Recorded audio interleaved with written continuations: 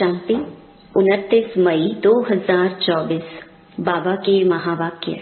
मीठे बच्चे, याद से याद मिलती है। जो बच्चे प्यार से बाप को याद करते हैं उनकी कशिश बाप को भी होती है। प्रश्न, तुम्हारे परिपक्व अवस्था की निशानी क्या है? उस अवस्था को पाने का पुरुषार्थ सुनाओ। उत्तर, जब तुम बच्चों की परिपक्व अवस्था होगी तो सब कर्मेंद्रियां शीतल हो जाएंगी। कर्मेंद्रियों से कोई उल्टा कर्म नहीं होगा।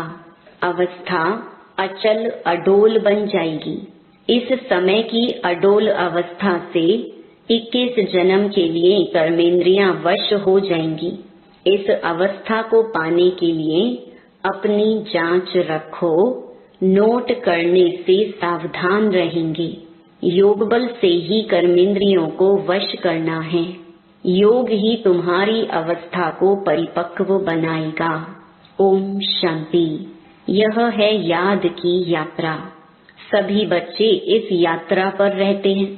सिर्फ तुम यहाँ नजदीक में हो।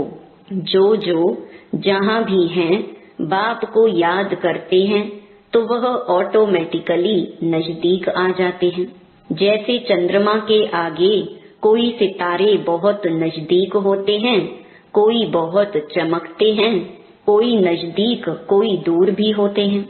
देखने में आता है यह स्टार बहुत चमकता है, यह बहुत नजदीक है, यह तो चमकता ही नहीं है। तुम्हारा भी गायन है। तुम हो ज्ञान और योग के सितारे। ज्ञान सूर्य मिला है बच्चों को। बाप बच्चों को ही याद करते हैं जो सर्विसेबल बच्चे हैं। बाप है सर्वशक्तिमान। उस बाप को ही याद करते हैं तो याद से याद मिलती है। जहाँ जहाँ ऐसे ऐसे सर्विसेबल बच्चे हैं तो ज्ञान सूर्य बाप भी उन्हों को याद करते हैं। बच्चे भी याद करते हैं। जो बच्चे याद नहीं करते उनको बाप भी याद नहीं करते। उनको बाप की याद भी नहीं पहुँचती है। याद से याद जरूर मिलती है। बच्चों को भी याद करना है। बच्चे पूछते हैं, बाबा आप हमको याद करते हैं? बाप कहते हैं, क्यों नहीं। इस रीति बाप क्यों नहीं याद करते? जो जाति पवित्र हैं और बाप से बहुत प्यार है तो कशिश भी ऐसे करते हैं। हर एक अपने से पूछे कि हम कहाँ तक बाबा को याद करते हैं। एक की याद में रहने से फिर यह पुरानी दुनिया भूल जाती है। बाप को ही याद करते करते जाकर मिलते हैं। अब मिलने का समय आया हुआ है। ड्रामा का राज भी बाप ने समझाया है। बाप आते हैं, आकर बच्चों को अपना रूहानी बच्चा बनाते हैं। पतित से पावन कैसे बनो सो सिखाते हैं। बाप तो एक ही है, उनको ही सब याद करते हैं, परंतु याद सबको नंबरवार अपने अपने पुरुषार्थ अनुसार मिलती है। जितना बहुत याद करेंगे वह जैसे कि सामने खड़े हैं। कर्मातीत अवस्था भी ऐसे होनी है। जितना याद करेंगे कर्मेंद्रियां चंचल नहीं होंगी। कर्मेंद्रियां चंचल बहुत होती है ना, इसको ही माया कहा जाता है। कर्मेंद्रियों से कुछ भी खराब कर्म ना हो। यहाँ योग बल से कर्मेंद्रियों को वश करना है। वो लोग तो दवाइयों से वश करते हैं। बच्चे कहते हैं, बाबा यह क्यों नहीं वश होती हैं? बाप कहते हैं, तुम जितना याद करेंगे उतना कर्मेंद्रियां वश हो जाएंगी। इसको कहा जाता है कर्मातीत अवस्था। यह सिर्फ याद की यात्रा से ही होता है। इसलिए भारत का प्राचीन राजयोग गाया हुआ है। सो तो भगवान ही सिखलाएंगे। भगवान सिखलाते हैं अपने बच्चों को। तुम्हें इन विकारी कर्मेंद्रियों पर योग बल से जीत पाने का पुरुषार्थ करना है। संपूर्ण पिछाड़ी में होंगे। जब परिपक्व अवस्था होगी फिर कोई भी कर्मेंद्रियां चंचलता नहीं करेंगी। अभी चंचलता बंद होने से फिर 21 जन्म के लिए कोई भी कर्मेंद्रिय धोखा नहीं देगी। 21 जन्म के लिए कर्मेंद्रियां वश हो जाती हैं। सबसे मुख्य है काम। याद करते करते कर्मेंद्रियां वश होती जाएंगी। अभी कर्मेंद्रियों को वश करने से आधा कल्प के लिए इनाम मिलता है। वश नहीं कर सकते हैं तो फिर पाप रह जाते हैं। तुम्हारे पाप योग बल से कटते जाएंगे। तुम पवित्र होते जाते हो। यह है नंबर 1 सब्जेक्ट। बुलाते भी हैं पतित से पावन होने लिए, तो बाप ही आकर पावन बनाते हैं। बाप ही नॉलेजफुल है। बाप कहते हैं अपने को आत्मा समझो, बाप को याद करो। यह भी नॉलेज है। एक है योग की नॉलेज, दूसरा है 84 जन्म के चक्कर की नॉलेज। 2 नॉलेज हैं। फिर उसमें दैवी गुण ऑटोमेटिकली मर्ज हैं। बच्चे जानते हैं हम मनुष्य से देवता बनते हैं, तो दैवी गुण भी जरूर धारण करने हैं। अपनी जांच करनी है। नोट करने से अपने ऊपर सावधान रहेंगे। अपनी जांच रखेंगे तो कोई भूल नहीं होगी। बाप खुद कहते हैं माँ मेकम याद करो। तुमने ही मुझे बुलाया है, क्योंकि तुम जानते हो बाबा पतित पावन हैं।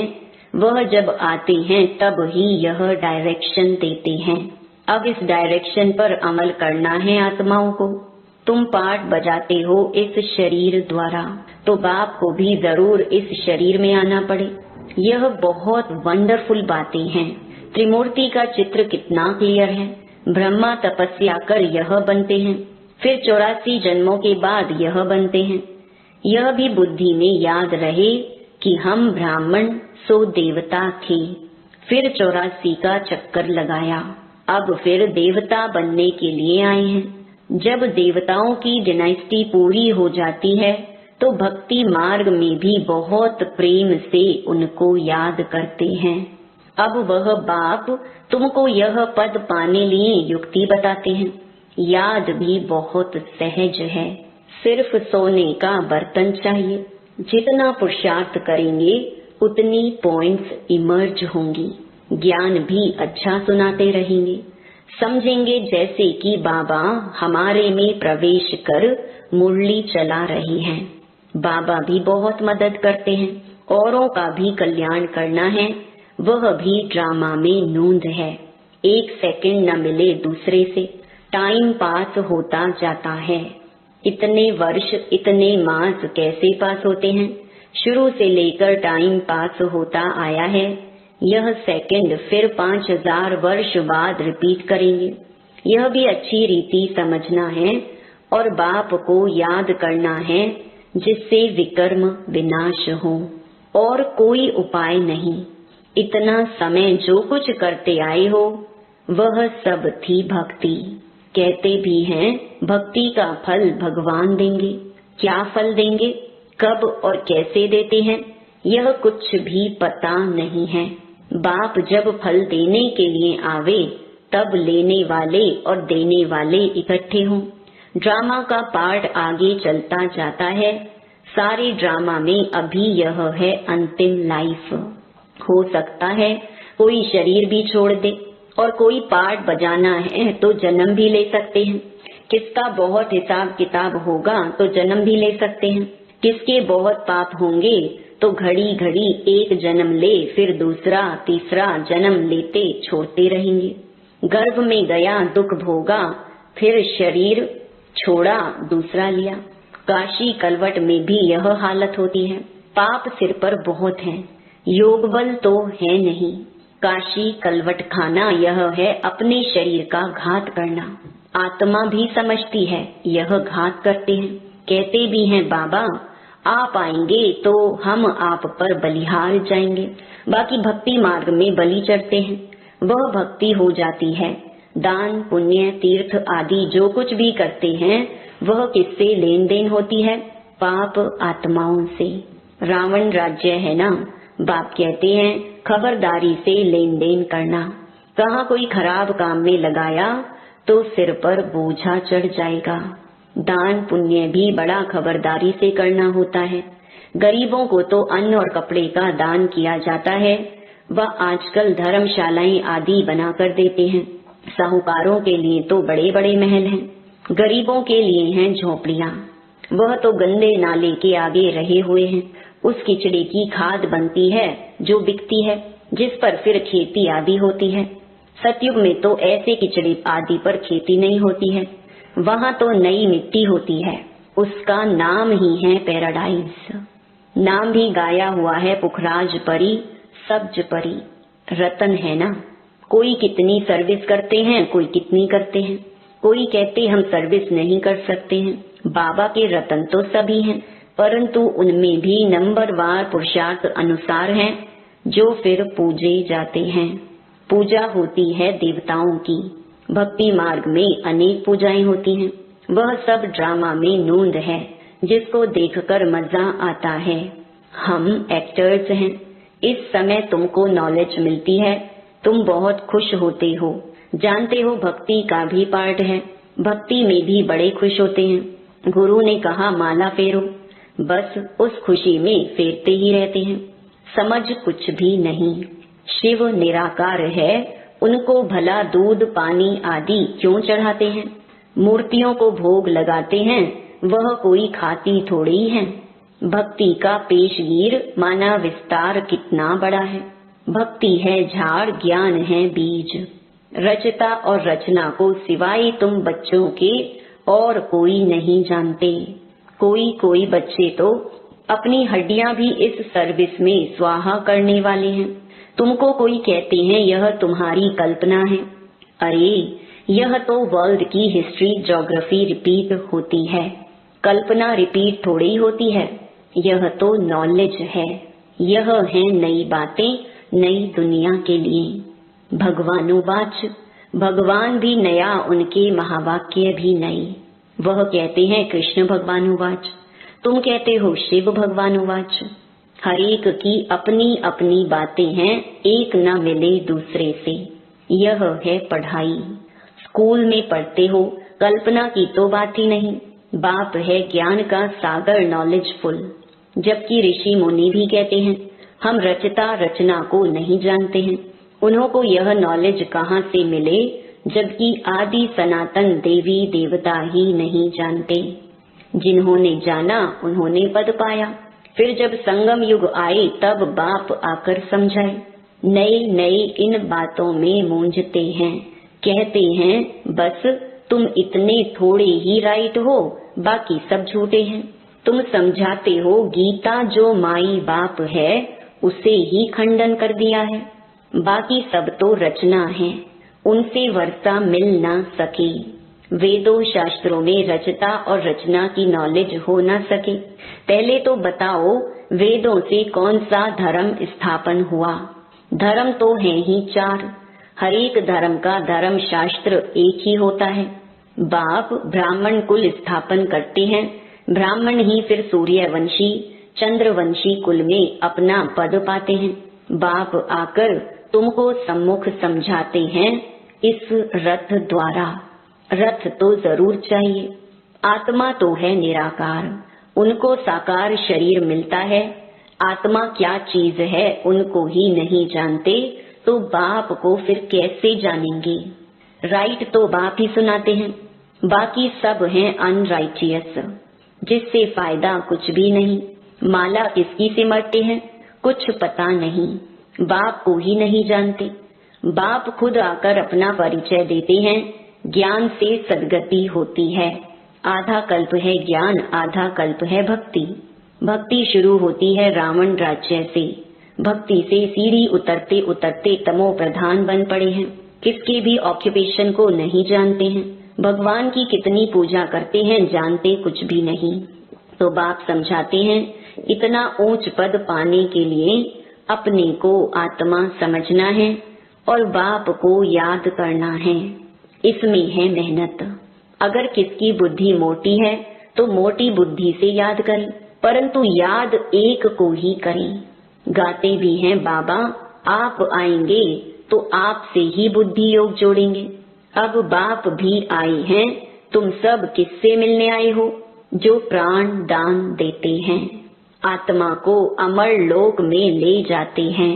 बाप ने समझाया है काल पर जीत पहनाता हूँ, तुमको अमर लोक में ले जाता हूँ।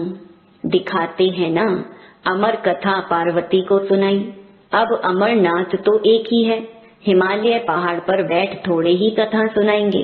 भक्ति मार्ग की हर बात में वंडर लगता है।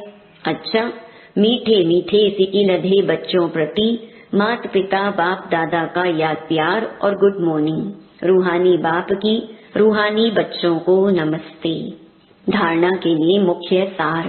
पहला, योग बल से कर्मेंद्रिय जीत बन संपूर्ण पवित्र बनना है। इस अवस्था को पाने के लिए अपनी जांच करते रहना है। दूसरा, सदा बुद्धि में याद रखना है कि हम ही ब्राह्मण सो देवता थे, अब फिर देवता बनने के लिए आए हैं, इसलिए बहुत खबरदारी से पाप और पुण्य को समझकर लेन देन करनी है। वरदान, सर्व सत्ताओं को सहयोगी बनाए प्रत्यक्षता का पर्दा खोलने वाले सच्चे सेवाधारी भव। प्रत्यक्षता का पर्दा तब खुलेगा जब सब सत्ता वाले मिलकर कहेंगे कि श्रेष्ठ सत्ता ईश्वरीय सत्ता आध्यात्मिक सत्ता है, तो यही एक परमात्म सत्ता है। सभी एक स्टेज पर इकट्ठे हो ऐसा स्नेह मिलन करें। इसके लिए सबको स्नेह के सूत्र में बांध समीप लाओ, सहयोगी बनाओ। यह स्नेह ही चुंबक बनेगा जो सब एक साथ संगठन रूप में बाप की स्टेज पर पहुंचेंगे। तो अब अंतिम प्रत्यक्षता के हीरो पार्ट में निमित्त बनने की सेवा करो, तब कहेंगे सच्चे सेवाधारी। स्लोगन, सेवा द्वारा सर्व की दुआएं प्राप्त करना, यह आगे बढ़ने की लिफ्ट है। ओम शांति।